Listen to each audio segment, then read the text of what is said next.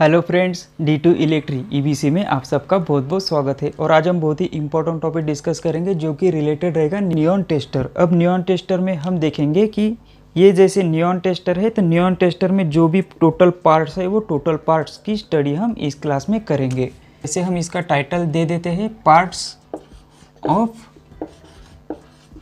Neon tester या फिर electric tester. तो जैसे हम यहाँ पे एक डायग्राम निकाल लेते हैं टेस्टर की। जैसे ये मेटल कैप हो गया, ये बॉडी हो गई,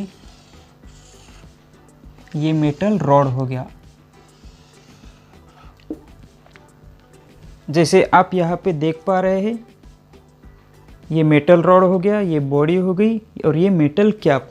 तो इसके अंदर जो है, इसके अंदर क्या क्या चीज़ें होती है वो भी हम यहाँ पे देख लेते हैं। तो यहाँ पे सबसे पहले रेजिस्टेंस रहेगा। तो रेजिस्टेंस का सिंबल इस तरह से होता है, तो हम रेजिस्टेंस का सिंबल यहाँ पे लिख लेते हैं। उसके बाद में नियॉन लैंप होता है, तो नियॉन लैंप का भी हम सिंबल दिखा देते हैं, ये नियॉन लैंप।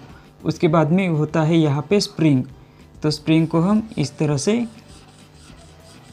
दिखाते हैं। तो ये हो गया स्प्रिंग। अब इसको हम लेबलिंग दे देते हैं। जैसे ये हो गया मेटल रॉड, ये हो गया मेटल रॉड। उसके बाद में ये हो गया रजिस्टर। ये सभी नाम हमें पता रहना ज़रूरी है। जैसे ये टेस्टर का आउटर भाग है, लेकिन इनर साइड में कौन सी चीज़ें होती है, उनका फंक्शन क्या होता है, ये सभी चीज़ें हमें पता रहना ज़रूरी होता है। तो वही हम इस क्लास में देखेंगे। ये जो है ये हो गया नियॉन लैंप। उसके बाद में ये हो गया स्प्रिंग और ये हो गया मेटल कैप। Metal cap. तो इस तरह से इसमें 1, 2 स्प्रिंग, 3 नियॉन लैंप, 4 रजिस्टर और 5 मेटल रॉड और साथ ही साथ ये हो गई बॉडी। ये हो गई बॉडी जो कि हमारी है 6 नंबर। तो इस तरह से 6 पार्ट्स हमें टेस्टर के याद रखने हैं कि इसमें 6 पार्ट्स होते हैं। तो जैसे हम एक एक की स्टडी करते हैं। जैसे ये सॉकेट है, ये अर्थ का पॉइंट हो जाता है, ये न्यूट्रल और फेज। फेज हमेशा इस साइड ही होता है और ये न्यूट्रल, और ये हो गया अर्थ। तो जैसे ही हम अभी ये मान लेते हैं हम 230 वोल्ट AC का सप्लाई है।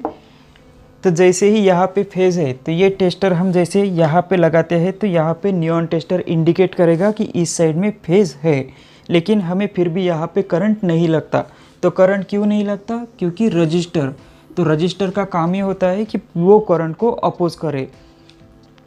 तो ये रजिस्टेंस की वैल्यू यहाँ पे ये याद रखना है कि इस रजिस्टेंस की वैल्यू जो नियॉन टेस्टर में होती है तो इसकी वैल्यू अप्रॉक्स 1 मेगा ओम्स होती है। 1 मेगा ओम्स मतलब ओम्स के इसमें अगर हम देखें तो इसकी वैल्यू होती है 1 पे 6 टाइम्स 0 ओम्स। इसका कैलकुलेशन भी हम देखेंगे ताकि हमें पता चलेगा कि करंट कितने टाइम्स कम हो रहा है। जैसे ही हमने टेस्टर को यहाँ पे लगाया तो लैंप इंडिकेट दे रहा है, लेकिन यहाँ पे करंट नहीं लगेगा। तो इसका कारण रजिस्टेंस हो गया, क्योंकि रजिस्टेंस की वैल्यू 1 मेगा ओम्स हो जाती है और उसको ओम्स में कन्वर्ट करें तो 1 पे 6 टाइम्स 0 अगर देते हैं तो वो ओम्स की वैल्यू होती है। तो जैसे ही अब यहाँ पे फेज मिल गया, फेज़ यहाँ से होते हुए यहाँ पे आएगा और ये जो रजिस्टेंस है ये रजिस्टेंस क्या करेगा? करंट को कम करेगा। अब करंट को कम करेगा, कम करने के बाद यहाँ पे फेज़ मिल गया। अब क्या होगा कि ये मेटल रॉड, ये स्प्रिंग जो है ये कंडक्टिंग मटेरियल है अच्छे लेवल का।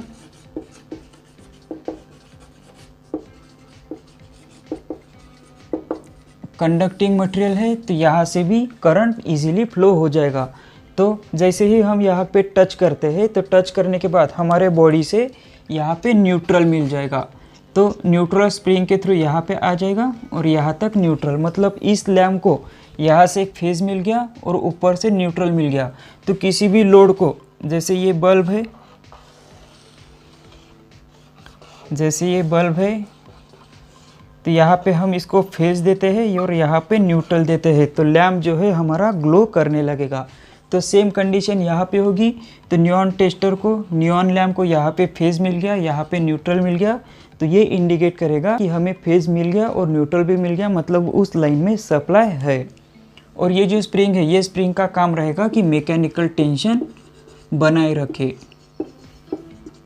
मैकेनिकल टेंशन बनाए रखे, ताकि ये जो अलग अलग होते हैं, रेजिस्टेंस अलग होता है, नियॉन टेस्टर, नियॉन लैम्प अलग होता है, तो इन दोनों को अच्छे से टाइट रखने का काम ये स्प्रिंग का होता है। और ये मैकेनिकल कैप, ये भी कंडक्टिंग मटेरियल का बना होता है, तो इसके वजह से ही हम जैसे ही इसको टच करते हैं तो हमारे बॉडी का न्यूट्रल या हमारे बॉडी का अर्थ वो मेटल कैप को जाएगा, मेटल कैप से स्प्रिंग पे जाएगा, स्प्रिंग से नियॉन टेस्टर के एक सिरे पे, और मेटल रॉड से रेजिस्टेंस से, और यहाँ पे नियॉन टेस्टर के दूसरे सिरे पे फेज और न्यूट्रल, इस तरह से कनेक्शन मिलेंगे। अब हम देखते हैं कि जैसे ओहम्स लॉ के अनुसार हमें पता है कि I की value V divided by R होती है। तो कोई भी घर का सप्लाई है वो 230 वोल्ट होता है, तो हम यहाँ पे 230 वोल्ट लिख लेते हैं। और रेजिस्टेंस की वैल्यू अप्रॉक्स 1 मेगा ओहम्स होती है, उसको ओहम्स में अगर कन्वर्ट करें तो ये वैल्यू आती है। अगर इसकी वैल्यू हम कैलकुलेट करें तो 230 डिवाइडेड बाय 4, 5, 6, तो ये आ जाएगा 2.3 इंटू 10⁴।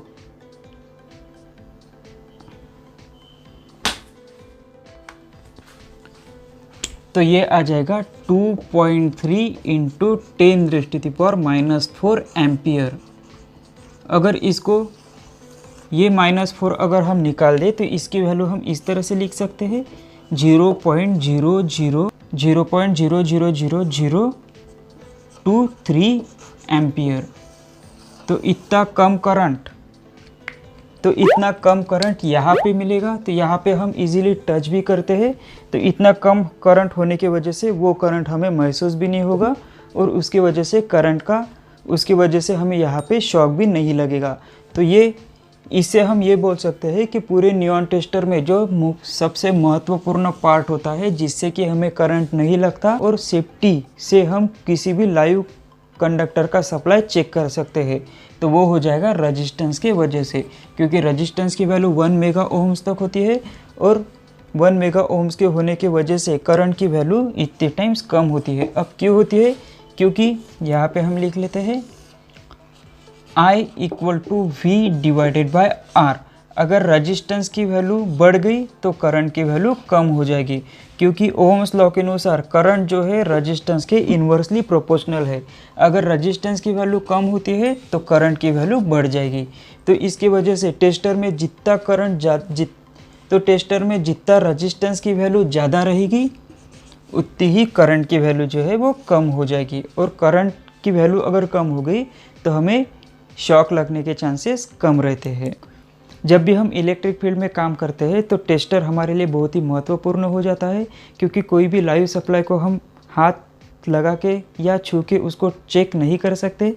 टेस्टर के माध्यम से ही हम उसको चेक कर सकते हैं कि उसमें सप्लाई है या नहीं है। तो हम इलेक्ट्रिक फील्ड से है, तो टेस्टर जब भी हम यूज़ करते हैं तो लाइव सप्लाई चेक करते समय हमें ये पता रहना ज़रूरी होता है कि जब भी हम टेस्टर से चेक करते हैं तो टेस्टर से हमें करंट क्यों नहीं लगता। तो इसी सभी का रीज़न हमने इस क्लास में देखा है। जैसे इसमें रेजिस्टेंस की वैल्यू बढ़ गई तो करंट की वैल्यू कम होती है ओम्स लॉ के अनुसार। तो यहाँ पे ओम्स लॉ के अनुसार हमने कैलकुलेशन भी करके देखे और उसका करंट की वैल्यू भी निकाल ली कि यहाँ पे जो करंट आता है वो कितना होता है। तो ये पूरा जो डिटेल था हमने इस क्लास में देख लिया। साथ ही साथ इसके जो टोटल पार्ट थे वो कौन से पार्ट है वो भी देख लिए थे। जैसे इसमें 6 पार्ट थे, तो इसकी भी स्टडी हमने इस क्लास में की है। सो फ्रेंड्स, आज के लिए इतना ही। Thank you for watching this. See you next time.